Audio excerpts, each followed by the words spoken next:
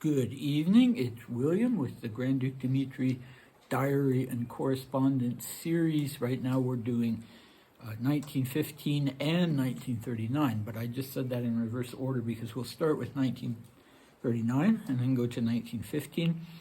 And you can see it's another rainy day here. Now we had some really glorious sunny days, and then we have a glorious rainy day.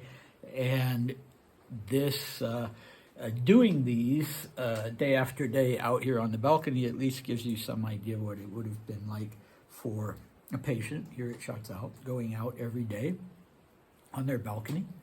And originally, and no matter what the weather was, they would wrap up and come out. And of course it's covered, so you wouldn't be getting wet.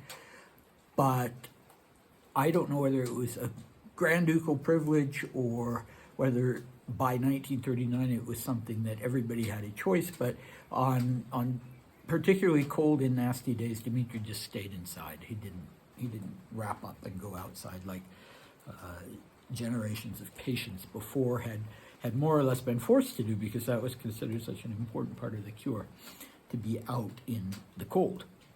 Anyway, a recap for last time. Well, we did a week's worth of diary entries that just didn't really have anything to say. They were just notes on how he was feeling. And we have an interesting cast today, but we're not going to do diary entries today, because when I went today to do the translation, to look at and translate the next 6 days worth of diary entries, I discovered that I don't have those. I jumped right from the 6th to the 11th September 1939 to 1940. So I do have them, but what I meant to say was I don't have them here. I have not digitalized them yet. Sometimes that turns out to be the case because I need certain things at certain times, or people ask for certain things at certain times, and I just do that specific part. And so, yeah, I don't have that on my USB stick here amongst the other diary entries. And so what I have instead are 2 letters that Dmitri wrote to his friend, and I would say probably personal assistant, a man by the name of Kozlianinov. We'll talk about him a little later.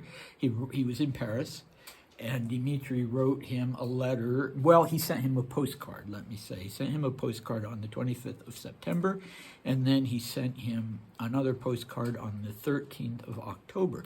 So we're going to be looking at both of those postcards, and they both mention people who sound very interesting, although I don't really know anything about them. So anyway, here we go. So for 25th of September 1939, it's a postcard that shows the exterior of Schatzalp, and he writes initially in French, and then I can't remember if it was Russian or English because I translated this a long time ago. Anyway, Cher Kozlianinov, merci pour ta carte number 1. I am much better, and it's a charming place. He did write this in English. I am much better, and it's a charming place. How can one get my books away from Eugenie into a dry place? Perhaps through the help of Chouchou Magenta. Ask Bishevsky and put them at Beaumont. Sincèrement, Dmitri. Okay, and then the next postcard, 13th October 1939, it's a picture, a sort of landscape picture of Davos, hoch über Davos-See, so high over the Davos Lake. Yeah, something that was printed locally that he bought somewhere at Schatzalp or in town. Must have been at Schatzalp because he wasn't going into town. What he writes is, I wired you to say that your cards and letters I received. I am much better and really could not be better looked after. If only Jean de Chimay could take all my furniture and everything else, it would be most kind. Her stables are very nice and dry. Sincerely yours, Dmitri. So you can see he's writing in a combination of French and mostly English. And I guess, as he said to Maria, he thought that Russian, if he wrote in Russian, it was going to cause some problems with the wartime censorship. Okay, so because the censors wouldn't be able to read it, and so they'd think, well, rather than go out and find a translator, we're just going to throw this away. Anyway, what can we say about this and these various people? Some interesting names. Well, Vladimir Fyodorovich Kozlyaninov was the president of the Horse Guards Association in France, mainly active in France, and he was the curator of the Horse Guards Museum. And he first turns up in the diaries in 1920, and Dmitri makes it a point to say that he doesn't like him. This is a person he doesn't like, but apparently they got to know each other better, and they did come to like each other because he was one of the most important people while Dmitri was at Schatzalp, one of his most important contacts with the outside world. Dmitri often refers to him. He wrote not only postcards to him, but letters, and often refers to him as Kozyol, which means in Russian, the goat. And so, you could say that Dmitri at this time, aside from the lady friends that he always had, he also basically had two circles of male friends. One was centered around the Horse Guards Association, that had been his regiment in Imperial Russia, and the other was centered around this political group, Young Russia. Even though Young Russia had begun to break up by this point, starting basically in 1938. It had started sort of falling apart nonetheless. These were the people whom Dmitri knew, and a lot of them whom he liked and kept in touch with. Okay. So, Sergei Spichevsky. I don't know much about him except that he was around. He was one of these Young Russia people. I know that I've come across him in the indexes and the pages of various books, but I don't remember what they said, and I don't have them with me, and I'm sorry, I'm so disorganized. Anyway, he was from Young Russia. Chouchou Magenta. Ah, what a name, right?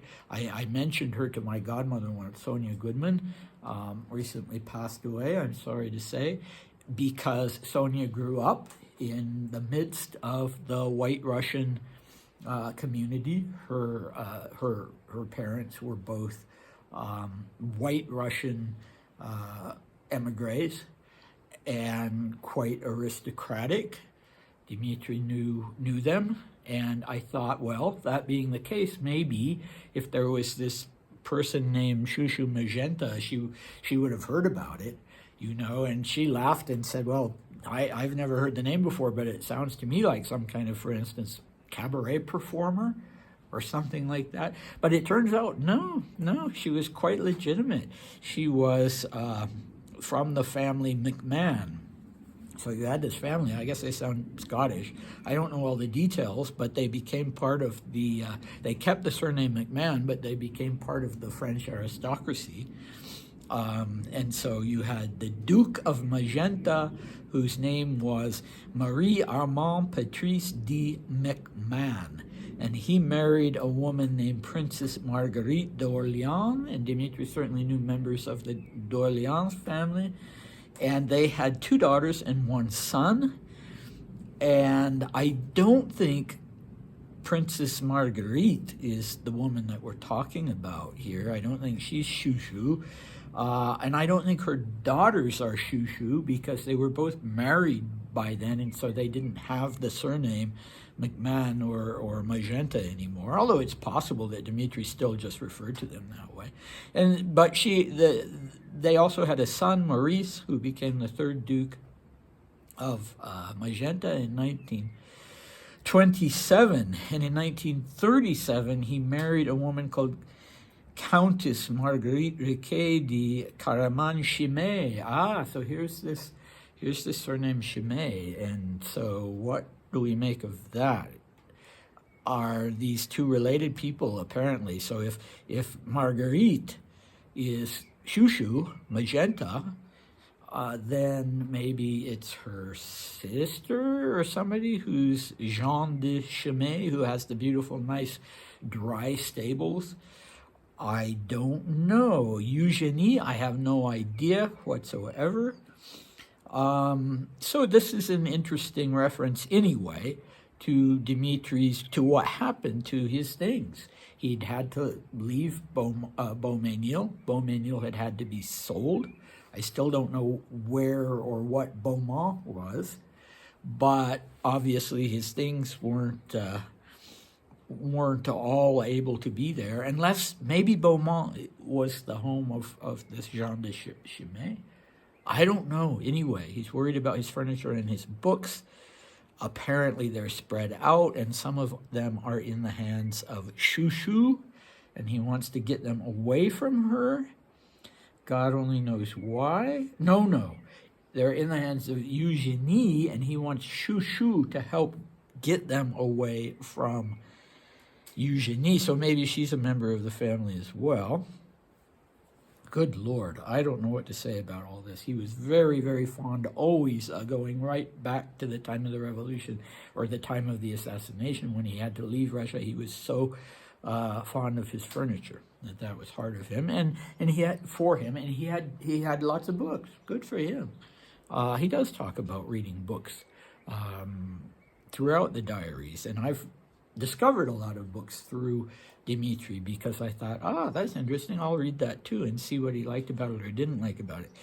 Anyway, it sounds like his things were a bit spread out. As we know, he came to Davos rather suddenly, and with Beaumesnil being closed and sold, people had to take his stuff for him and store it. Now, at a future date, I think it was Prince Gavril Konstantinovich, either that or Grand Duke Andrei, who said that that Audrey, unfortunately, had sold most of Dmitri's things, and so they wouldn't end up in Polly wouldn't get them. She didn't do it so that Polly wouldn't get them. He was just lamenting the fact that, Polly's not going to get these things because Audrey has sold them. I don't know how accurate his information is. Polly seemed to have a lot of stuff to me that was Dmitri's, but I don't know for sure. I only got to meet him and get to know him at the end of his life, and I was more interested in other things than asking him to show me the things that had been his father's that he'd inherited. Missed opportunities everywhere when I look back. But anyway, Goering also, Polly told me that very definitely, that Goering had I don't know how he found out, but according to him, Goering had helped himself after Dmitri's death to all of Dmitri's model railroads, trains, locomotives, whatever he had that was related to his model railroading hobby, which was also a hobby of Goering's. So, when opportunity knocks, you steal other people's things. In the case of Goering, he stole lots of things, as we all know. So he's, these particular postcards sit within this period that we know of, from the 23rd of September through to the 27th of October, when all of a sudden he's in a horrible mood. But during this period, he's still optimistic. He's still, he's singing the praises of Schatzalp. It's a charming place, and I'm very well taken care of. So, he was still in that state of mind. Next time, I don't know. There are lots of various things from this time period, more letters to Kozlianinov. There's the December letter to Maria. So I don't know where we're going to go next time. But stay tuned, I guess. So now, those were brief, and yet I took my time going through them. So I'm going to say goodbye. But since I had planned on also doing an entry for 1915, I will now proceed to do a new video on that, and I'll post them both, and then I'll be able to see how many views they get relative to each other. Maybe I can see what you're finding more interesting, whether it's 1939 or 1915. Hopefully you find them both interesting and they both get a healthy number of views. But anyway, yeah, watch both of them. And I'll see you soon. Bye.